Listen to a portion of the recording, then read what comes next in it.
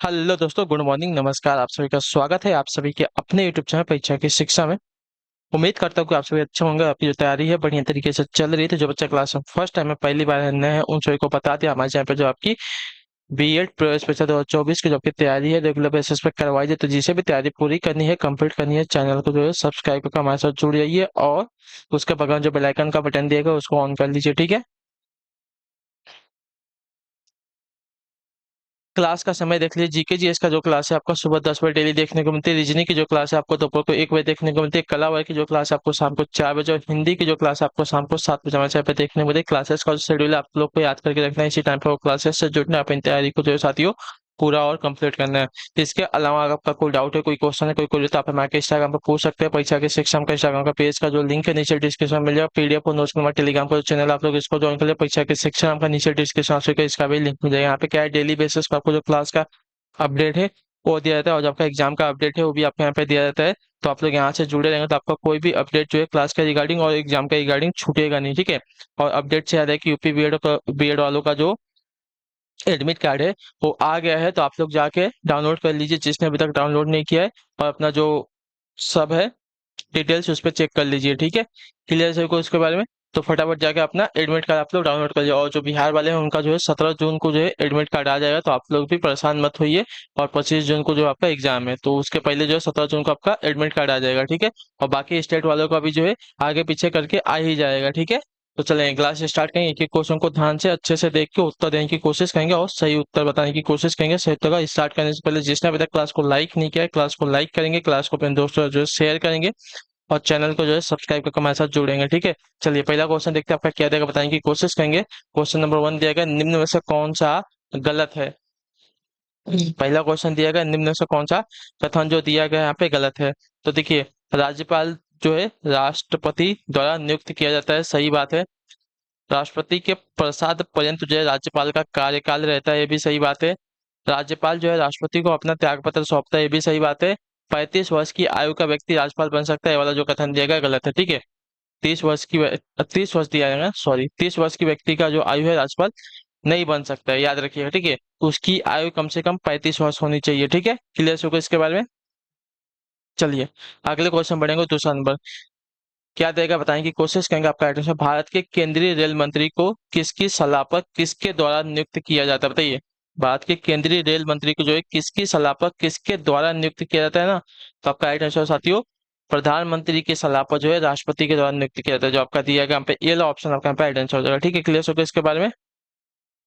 अन्य केंद्रीय मंत्रियों की भी नियुक्ति जो आपके राष्ट्रपति प्रधानमंत्री की सलाह पर ही करता है, याद रखिएगा। अगले क्वेश्चन बढ़ेगा आपका, देखें तीसरा नंबर, बताने की कोशिश करेंगे संयुक्त का निम्नलिखित में से कौन सी जॉर्डन की राजधानी है, बताइए। जॉर्डन की राजधानी कौन सी है। तो देखिए, जॉर्डन की राजधानी आपकी यहाँ पे अम्मान है। अम्मान जो आपके डीएल विकल्प देगा आपका यहाँ पे सही उत्तर होगा, ठीक है।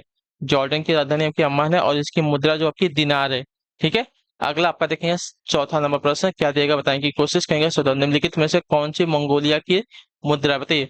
मंगोलिया की मुद्रा कौन सी है यहाँ पे। तो देखिए, मंगोलिया की मुद्रा की अगर बात करेंगे तो टोगरोग है, ठीक है। मंगोलिया की मुद्रा आपकी टोगरोग है और इसकी राजधानी उलान बटोर है, ठीक है। मंगोलिया की राजधानी आपकी उलान बटोर है और यहाँ की जो मुद्रा है टोगरोग है, ठीक है। चलिए, इसको टुगरी की भी बोलते हैं, टुगरी। अगला आपका देखें पांचवा नंबर, बताने की कोशिश करेंगे साथियों। एशिया में तीसरा सबसे अधिक आबादी वाला देश कौन है, बताइए। एशिया में तीसरा सबसे अधिक आबादी वाला पहला तो आपका चाइना है, दूसरा आपका भारत है और तीसरा कौन सा हमको बताना है, ठीक है। तो एशिया का तीसरा सबसे बड़ा आबादी वाला देश आपका इंडोनेशिया है, ठीक है। जो आपका डील ऑप्शन देगा आपका सही उत्तर हो साथियों, ठीक है। क्लियर हो गया इसके बारे में। इसकी जो जनसंख्या है 259 मिलियन के आसपास है, ठीक है। क्लियर हो गया इसके बारे में। चलिए अगले आपका देखें छठा नंबर क्वेश्चन क्या देगा, निम्नलिखित दक्षिण अमेरिकी राष्ट्रों में क्या देगा, निम्नलिखित दक्षिणी अमेरिकी राष्ट्रों में से किसमें जो है दक्षिणी अमेरिकी क्षेत्र का सबसे बड़ा वन क्षेत्र है, बताइए। निम्नलिखित दक्षिणी अमेरिकी राष्ट्रों में से किसमें जो है दक्षिणी अमेरिकी क्षेत्र का सबसे बड़ा वन क्षेत्र है। तो आपका राइट आंसर यहाँ पर साथियों ब्राजील में, जो आपका बी वाला विकल्प देगा आपका यहाँ पे सही उत्तर होगा, ठीक है। ब्राजील में दक्षिणी अमेरिकी क्षेत्र का सबसे बड़ा वन क्षेत्र पाया जाता है। यह वन आपकी अमेजोन बेसिन के आसपास विस्तृत है, ठीक है। चलिए अगले क्वेश्चन बढ़े आपका सातवां नंबर, ध्यान से देखिएगा, उत्तर देने की कोशिश कीजिएगा। राइट आंसर, निम्नलिखित में से प्रायद्वीपीय भारत की सबसे बड़ी नदी कौन सी, बताइए। निम्नलिखित में से प्रायद्वीपीय भारत की सबसे बड़ी नदी कौन सी, देखिए प्रायद्वीपीय भारत की सबसे बड़ी नदी आपकी यहाँ पे गोदावरी है, जो आपका बेल ऑप्शन देगा आपका यहाँ पे राइट आंसर, ठीक है। और इसकी कुल लंबाई आपकी 1465 किलोमीटर है, और यह जो है महाराष्ट्र के त्र्यंबक पहाड़ी से निकलती है। इसके बारे में इतना आप लोग याद रखिएगा, ठीक है। चलिए अगले क्वेश्चन बढ़े, आपका 8वां नंबर प्रश्न है। बताने की कोशिश करेंगे, ध्यान से देखो उत्तर क्या होगा। संयुक्त राष्ट्र द्वारा मानवाधिकारों की सार्वभौमिक घोषणा को चिन्हित करने के लिए हर वर्ष किस तिथि को अंतर्राष्ट्रीय मानवाधिकार दिवस जो है मनाते हैं। संयुक्त राष्ट्र द्वारा मानवाधिकारों की सार्वभौमिक घोषणा को चिन्हित करने के लिए हर वर्ष जो है किस तिथि को अंतर्राष्ट्रीय मानवाधिकार दिवस मनाया जाता है। तो आपका राइट आंसर यहाँ पे हो जाएगा साथियों 10 दिसंबर को। जो आपका डी वाला विकल्प देगा आपका यहाँ पे सही उत्तर होगा, ठीक है। संयुक्त राष्ट्र द्वारा मानवाधिकार की सार्वभौमिक घोषणा को चिन्हित करने के लिए हर वर्ष जो है आपका 10 दिसंबर को अंतर्राष्ट्रीय मानवाधिकार दिवस मनाया जाता है, ठीक है। चलिए अगले क्वेश्चन में आपका देखिए, क्वेश्चन नंबर 9 पूछा गया आपका, अंतर्राष्ट्रीय न्यायालय किस देश में स्थित है, बताइए। अंतर्राष्ट्रीय न्यायालय जो है किस देश में स्थित है। तो अंतर्राष्ट्रीय न्यायालय की अगर बात की जाएगी साथियों, तो आपका नीदरलैंड में स्थित है, ठीक है। नीदरलैंड के द हेग में स्थित है, ठीक है। द हेग में, ठीक है। ये बात याद रखेंगे। यह जो है संयुक्त राष्ट्र का एक अंग है, और इसकी स्थापना आपकी वर्ष 1945 में की गई थी। ये भी इंपॉर्टेंट है, ठीक है। अगला आपका देखेंगे 10वां नंबर। पूछा कि आपका पेड़ पौधों में निषेचन के बाद अंडाशय किस में परिवर्तित होते हैं, बताइए। बीज में, पुष्प केसर में, जयांग में, या फल में। तो पेड़ पौधों में निषेचन के बाद अंडाशय आपके फल में परिवर्तित होते हैं, ठीक है। तो आपका जो डी ऑप्शन देगा आपका सही उत्तर हो जाएगा, ठीक है। अगले क्वेश्चन बढ़े आपका 11 नंबर। पूछा गया है, पौधों में पानी और पोषक तत्वों के परिवहन के लिए संवहनी ऊतकों को रिक्त स्थान कहा जाता है, क्या बताइए। पौधों में पानी और पोषक तत्वों के परिवहन के लिए संवहनी ऊतकों को क्या कहा जाता है। तो इसका राइट आंसर आपका हो जाएगा साथियों, उन्हें जो है आपका जाइलम कहा जाता है, ठीक है। जो आपका दिया गया यहाँ पे डी सी वाला ऑप्शन आपका पहले से। पौधों में पानी और पोषक तत्वों के परिवहन के लिए उत्तरदायी संवहनी ऊतकों को आपका जाइलम कहा जाता है, जबकि पौधों में खाद्य पदार्थों का परिवहन फ्लोएम द्वारा किया जाता है, ठीक है। पानी और पोषक तत्वों का आपका जाइलम के द्वारा होता है, और खाद्य पदार्थ जो आपके फ्लोएम के द्वारा परिवहन करते हैं पौधों में, इतने याद रखिएगा, ठीक है। अगले क्वेश्चन बढ़े आपका देखें 12 नंबर। पूछा गया आपका, निम्नलिखित विकल्पों में से पुनर्उत्पादक बीज उत्पादन पौधे का नाम चुने, ठीक है। निम्नलिखित विकल्पों में से पुनर्उत्पादक बीज उत्पादन पौधे का नाम चुनना है हमको। तो इसका राइट आंसर आपका हो जाएगा साथियों ब्रेड मोल्ड। जो आपका दिया गया यहाँ पे बी वाला विकल्प आपका राइट आंसर हो जाएगा, ठीक है। क्लियर, को दिए गए विकल्पों से ब्रेड मोल्ड उत्पादक बीज उत्पादक पौधा है, ठीक है। चलिए अगला आपका देखें 13 नंबर प्रश्न, क्या दिया गया। विश्व हिंदी दिवस, ठीक है।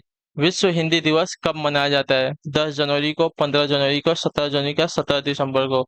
तो विश्व हिंदी दिवस की अगर बात की जाएगी, तो आपका हर वर्ष जो है 10 जनवरी को मनाया जाएगा। आपका ये वाला ऑप्शन दिएगा आपका यहाँ पे सही उत्तर होगा, ठीक है। क्लियर चुका। इसका उद्देश्य जो है विश्व में हिंदी का प्रचार प्रसार करना तथा लोगों में हिंदी के प्रति जागरूकता उत्पन्न करना है, ठीक है। चलिए अगले क्वेश्चन बढ़े आपका 14 नंबर प्रश्न। बताने की कोशिश करेंगे, आपका राइट आंसर। रिक्त स्थान ने अधिगृहित चरित्र को विरासत के सिद्धांत को प्रतिपादित किया, बताइए। किसने जो है अधिगृहित चरित्र की विरासत को सिद्धांत क्या दे किसने जो है अधिगृहित चरित्र की विरासत के सिद्धांत को प्रतिपादित किया है। इसका राइट आंसर क्या हो जाएगा।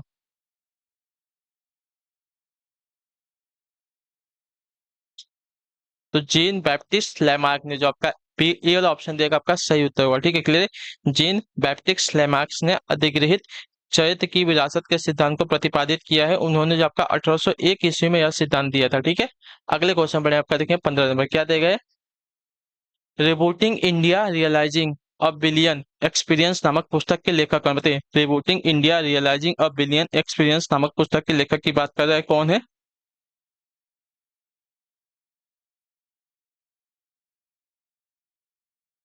बताइए। तो आपका राइट आंसर होगा नंदन नीलेकड़ी। जो आपका दिया गया यहाँ पे बी वाला विकल्प आपका राइट आंसर। बहुत इंपॉर्टेंट क्वेश्चन, इसको याद करके रखिए, ठीक है। मार्क कर देता हूँ मैं आपके लिए ये वाला question. India rebooting India realising a billion experience नामक पुस्तक के लेखक आपका नंदन नीलेकड़ी हो जाएंगे। अगले क्वेश्चन बढ़े आपका 16 नंबर, क्या देगा उत्तर देने की कोशिश करेंगे। सतत पूर्ण रूप से जीएसटी की सिफारिश किसके द्वारा की गई, बताइए। पूर्ण रूप से जीएसटी की सिफारिश किसके द्वारा की गई थी, इसका सही उत्तर क्या हो जाएगा। तो देखिए पूर्ण रूप से जीएसटी की सिफारिश जो आपकी विजय केलकर टॉक्स फोर्स द्वारा की गई थी। ठीक है, विजय केलकर टॉक्स फोर्स के द्वारा जो आपकी पूर्ण रूप से जीएसटी की सिफारिश की गई थी। ठीक है, तो जो आपका दिया गया यहाँ पे बी वाला विकल्प आपका राइट आंसर हो जाएगा। और यह कर जो आपका 1 जुलाई 2017 से लागू हुआ था। ठीक है, क्लियर सर को इसके बारे में।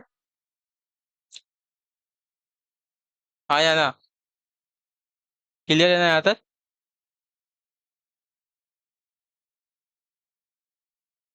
चलिए अगले क्वेश्चन बढ़े आपका देखें 17 नंबर। क्या देगा, भारत का पहला साइबर पुलिस स्टेशन रिक्त असम में स्थापित किया गया था कहाँ पर, कोची में, नई दिल्ली में, बेंगलुरु में या चेन्नई में। तो भारत का पहला साइबर पुलिस स्टेशन आपका बेंगलुरु में स्थापित किया गया था, जो आपका सी ऑप्शन देगा आपका सही उत्तर। अगले क्वेश्चन बढ़े आपका देखें साथियों 18 नंबर। क्या देगा, कब संयुक्त प्रांत का नाम बदल के जो उत्तर प्रदेश किया गया था, बताइए कब जो है संयुक्त प्रांत का जो नाम है बदल कर उत्तर प्रदेश किया गया था, इसका आइडेंटिफाई क्या हो जाएगा। मैंने इसके बारे में देखिए बताया, पहले क्या है आगरा और इसका इलाहाबाद, ये सब अलग अलग थे। ठीक है, जिले को अलग अलग रखा गया था, बाद में इसको जो है संयुक्त प्रांत इसका नाम किया गया था।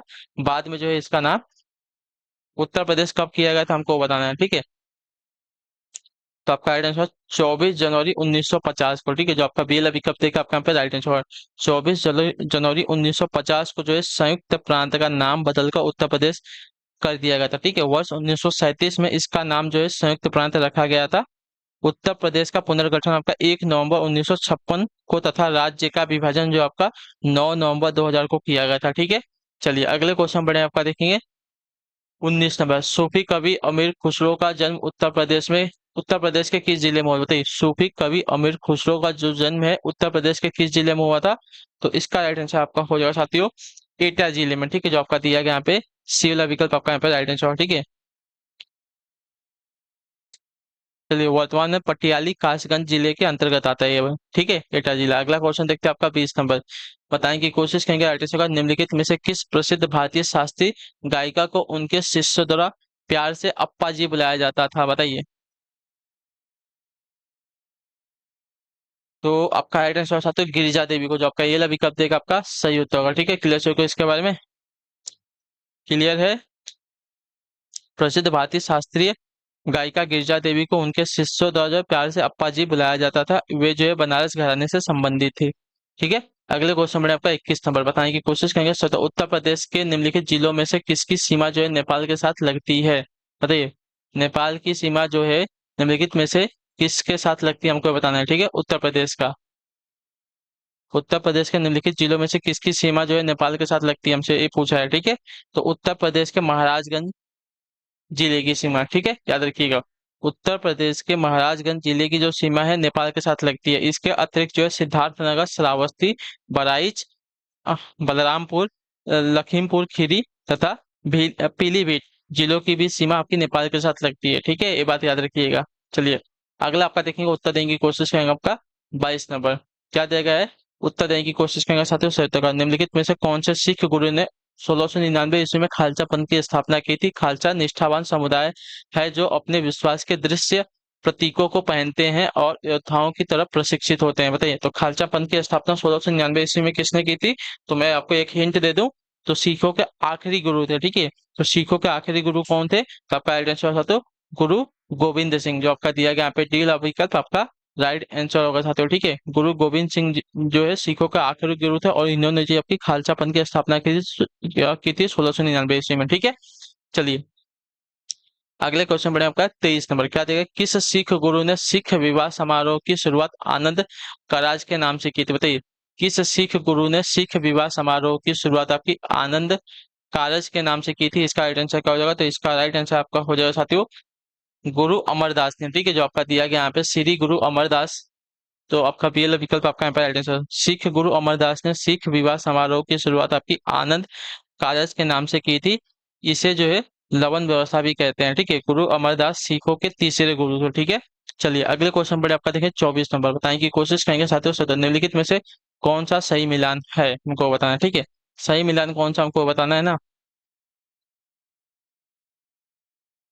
चलिए, तो सही मिलान जो दिया गया आपका अनुच्छेद 19 जो दिया गया है भाषण और अभिव्यक्ति की स्वतंत्रता का अधिकार से संबंधित है। ठीक है, तो ये वाला जो मिलान देगा आपका यहाँ पे सही हो जाएगा। ठीक है, क्लियर हो गया इसके बारे में।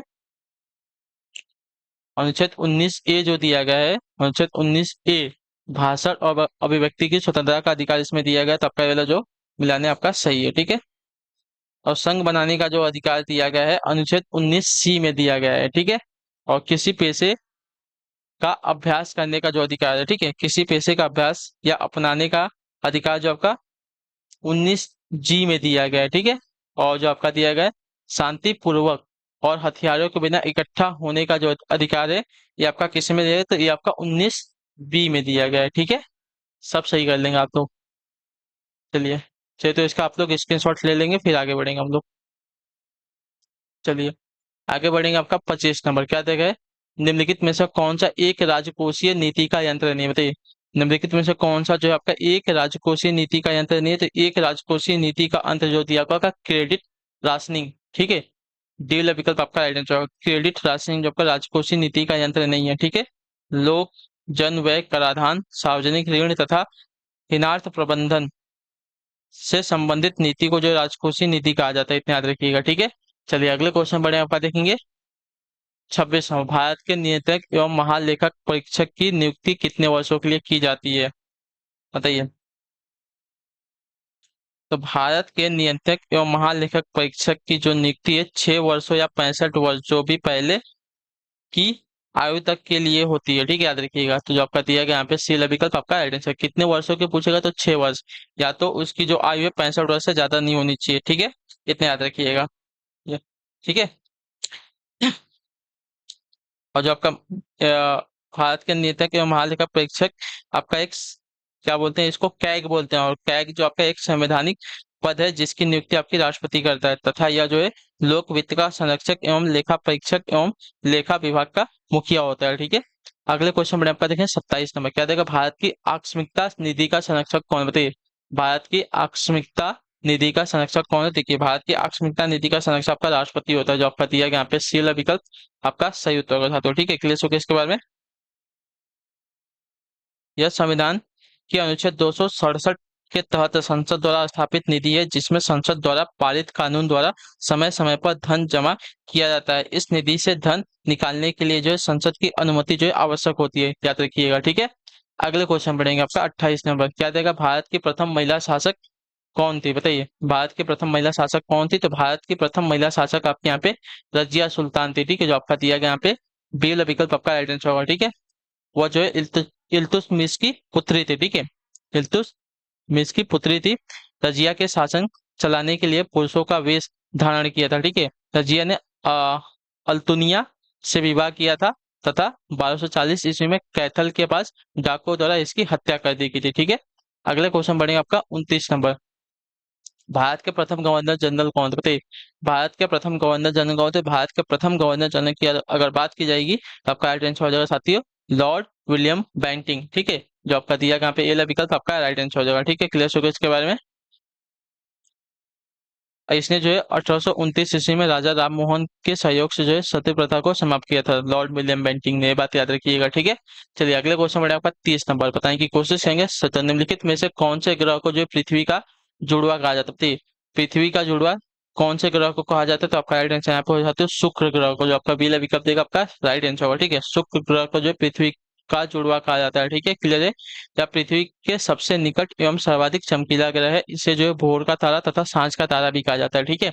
चलिए अगले क्वेश्चन बढ़े आपका 31 नंबर, निम्नलिखित में से किस काल्पनिक रेखा के द्वारा जो है समान वर्षा स्तर वाले स्थानों को जोड़ा जाता है, बताइए।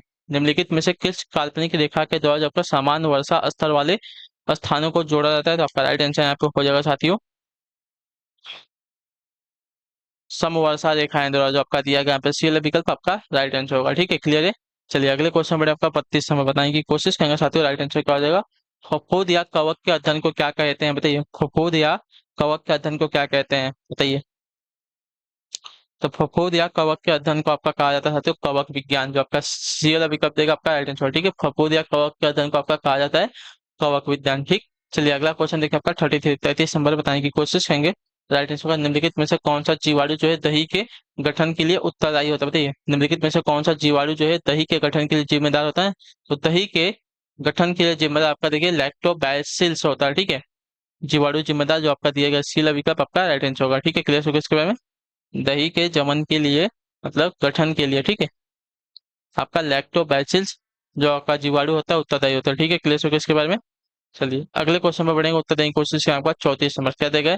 मानव शरीर की पसलियों में पसलियों के कितने जोड़े होते हैं? मानव शरीर की, कह रहे हैं मानव शरीर में पसलियों के कितने जोड़े होते हैं? तो मानव शरीर में पसलियों के कितने जोड़े होते हैं? तो मानव शरीर में पसलियों के जोड़े आपको होते हैं साथियों 12, ठीक है। मानव शरीर में पसलियों के जोड़े होते हैं 12, तो जो आपका दिया गया यहाँ पे सी वाला विकल्प आपका राइट आंसर होगा, ठीक है। क्लियर हो गया इसके बारे में। चलिए अगले क्वेश्चन में बढ़ेंगे। 35वां, उष्मा की एसआई मात्रा क्या है? तो देखिए उष्मा की एसआई मात्रा आपकी यहाँ पे जूल होती है, ठीक है। जो आपका दिया गया यहाँ पे ए वाला विकल्प आपका राइट आंसर होगा, ठीक। क्लियर।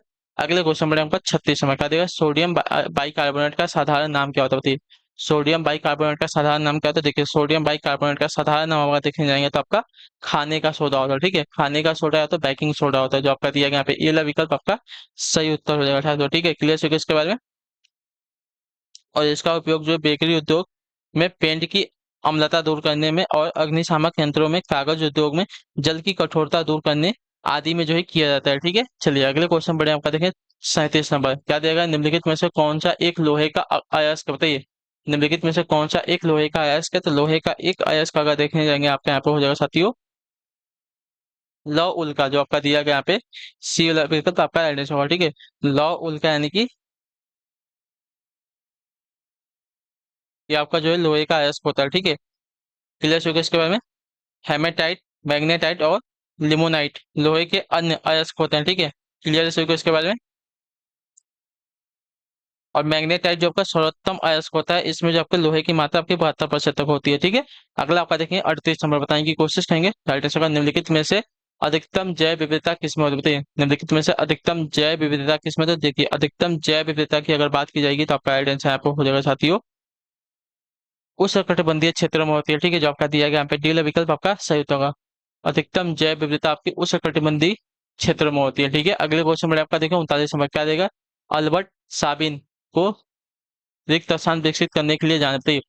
अल्बर्ट साबिन को क्या विकसित करने के लिए जाना जाता है? देखिए अल्बर्ट साबिन को जो है पोलियो का टीका विकसित करने के लिए जाना जाता है, ठीक है। जो आपका दिया गया यहाँ पे बी वाला विकल्प आपका राइट आंसर, ठीक है। मुख से लिया गया मुख से लिया जाने वाला पोलियो का टीका याद रखिएगा, ठीक है। पोलियो का टीका दो हुआ था, एक तो आपका सिरिंज के द्वारा यानी कि सुई के द्वारा, और दूसरा जो है मुंह से जो लिया जाता था पोलियो का टीका। तो अल्बर्ट साबिन को जो है मुंह से जो आपका पोलियो का टीका लिया जाता है उसके लिए जाना जाता था, जो आपका बी वाला विकल्प देगा आपका राइट आंसर होगा, ठीक है। क्लियर होगा इसके बारे में। इसके अलावा अ, जोनास सॉल्क को जो है पोलियो के दूसरे टीके यानी कि इंजेक्शन के द्वारा लिया जाने वाला जो आपका हुआ उसके विकास के लिए जानता है, ठीक है। चलिए अगले क्वेश्चन में पढ़ेंगे, उत्तर देने की कोशिश करेंगे। आपका 40 नंबर क्या देगा? निम्नलिखित में से कौन एक प्रसिद्ध भारतीय शास्त्रीय नृत्यांगना है? बताइए यहाँ पे लिख दूं वरना आप लोग भूल जाएंगे। ये तो आपके जो मुंह से टीका लेते थे उसके बारे में जाता था, और जो आपके इंजेक्शन के द्वारा देते थे वो किसने उसका होता है? जोनास सॉल्क के, ठीक है। जोनास सॉल्क को जो है जो इंजेक्शन से टीका लिया जाता था उसके लिए जाना था, और जो मुंह से टीका लिया जाता था पोलियो का उसको जो है अल्बर्ट शामिल ने विकसित किया था। अगला है आपका निम्नलिखित में से कौन एक प्रसिद्ध भारतीय शास्त्रीय नृत्यांगना है ना? तो शास्त्रीय नृत्यांगना आपकी जो हो जाएंगी यहाँ पे हो जाएंगी सोनल मानसिंह हो जाएंगी, जो आपका दिया गया यहाँ पे सी वाला विकल्प आपका राइट आंसर, ठीक है। निम्नलिखित में से एक भारतीय नृत्यांगना आपकी सोनल मानसिंह है। अगले क्वेश्चन बढ़े आपका 41 नंबर, बताने की कोशिश करेंगे आपका answer. The ministry of utmost happiness पुस्तक के लेखक पुस्तक किसने लिखी? बताइए